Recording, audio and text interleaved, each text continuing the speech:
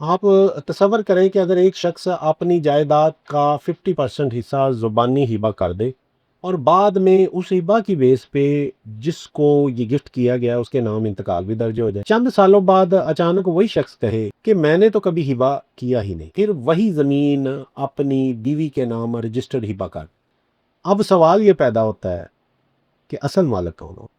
جس کے حق میں پہلے زبانی ہبہ ہوا یا جس کے حق میں بعد میں رجسٹرڈ ہبہ ہوا؟ آج سپریم کورٹ کے ایک نہایت اہم فیصلے پہ روشنی ڈالیں گے۔ میں ہوں شاہد محمود ایڈوکیٹ، سپریم کورٹ حاضر خدمت ہوں قانون لائن کے پلیٹ فارم سے۔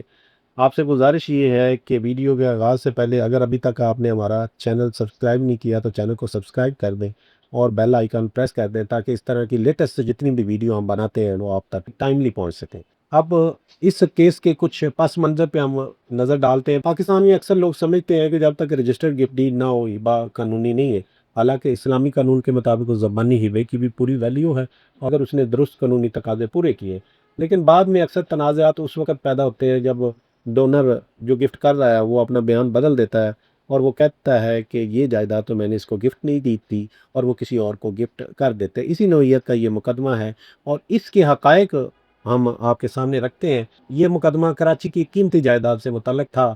مالک نے دعویٰ کیا کہ اس نے 1984 میں اپنی جائیداد کا 50% حصہ زبانی طور پر اپیل کنندہ کو ہبہ کیا تھا۔ بعد میں 1986 میں اس زبانی ہبہ کی تحریری تصدیق بھی ہو گئی۔ اس کے بعد متعلقہ حکام نے اس بنیاد پر 50% حصے کا انتقال بھی کر دیا۔ چند سال بعد اصل مالک نے موقف تبدیل کر لیا اور اس نے کہا میں نے تو ہبہ کیا ہی نہیں۔ اس نے اپنے پہلے والا انتقال واپس کروایا، پھر اس نے 1989 میں اسی جائیداد کا وہی حصہ اپنی بیوی کے نام رجسٹرڈ گفٹ ڈیڈ کے ذریعے منتقل کر دیا۔ سپریم کورٹ کے سامنے یہ تین اہم سوال آئے کہ کیا واقعی زبانی ہبہ ثابت ہوا تھا؟ کیا انتقال کو نوٹس دیے بغیر منسوخ کیا جا سکتا ہے؟ کیا ایک بار جائیداد کا ہبہ ہو گیا تو کیا ڈونر دوبارہ اس حصے کا مالک رہتا ہے؟ سپریم کورٹ نے کہا کہ صرف یہ دیکھنا کافی نہیں کہ بعد میں ڈونر نے ہبے سے انکار کر دیا۔ عدالت نے پورے ریکارڈ کو دیکھا۔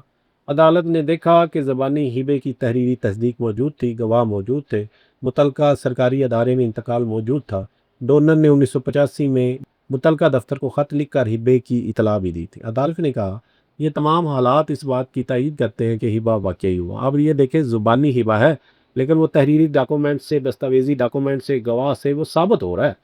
ایسا نہیں ہے کہ زبانی ہبہ ہو، گواہ بھی کوئی نہ ہو، کوئی تحریری آپ کے پاس کوئی لیٹر بھی نہ ہو، پھر نہیں یہ ثابت ہوتا۔ لیکن اس کیس میں زبانی ہبہ دستاویزی ثبوتوں کے ساتھ بھی ثابت ہو رہا ہے۔ پھر سپریم کورٹ نے ایک اہم قانونی اصول بیان کیا، کسی شخص کے نام قانونی طور پر انتقال درج ہو جائے تو اسے ختم کرنے سے پہلے اس شخص کو سننا ضروری ہے، اسے نوٹس کرنا ضروری ہے۔ اس مقدمے میں انتقال نوٹس دیے بغیر واپس لیا گیا۔ عدالت نے کہا یہ نیچرل جسٹس کے اصولوں کے خلاف ہے۔ سپریم کورٹ نے اصل دستاویزات کے بارے میں اہم بات کی۔ عدالت نے کہا کہ جائیداد کی اصل فائلیں، ٹائٹل ڈاکومنٹ ڈونر کے پاس نہیں ہے بلکہ یہ ہبہ لینے والے کے پاس تھی، کیونکہ اس نے یہ دستاویزات بینک میں قرض ختم کروا کر واپس حاصل کی تھی۔ عدالت نے کہا یہ بہت اہم موڑ ہے اس کیس کا۔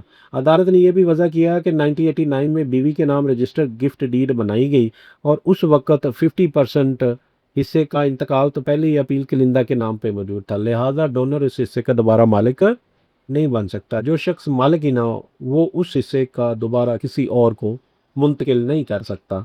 سپریم کورٹ نے ہائی کورٹ کے ڈویژنل بینچ کا فیصلہ کالعدم قرار دیا اور ٹرائل کورٹ اور سنگل جج کا فیصلہ بحال کر دیا۔ عدالت نے قرار دیا کہ زبانی ہبہ ثابت ہو چکا ہے، اس کی بنیاد پر درج انتقال قانونی تھا، انتقال بغیر نوٹس واپس لینا غیر قانونی ہے۔ بعد میں بیوی کے نام کیا گیا گفٹ اس 50% حصے کی حد تک مؤثر نہیں ہے۔ اگر آپ زبانی ہبہ کرتے ہیں گواہ ضروری ہیں، بعد میں اس کی تحریری تصدیق بھی ضروری ہے اور انتقال ضرور درج کروائیں۔ اگر کوئی شخص پہلے ہی جائیداد ہبہ کر چکا ہے اور بعد میں اس حصے کو دوبارہ کسی اور کو ہبہ نہیں کر سکتا۔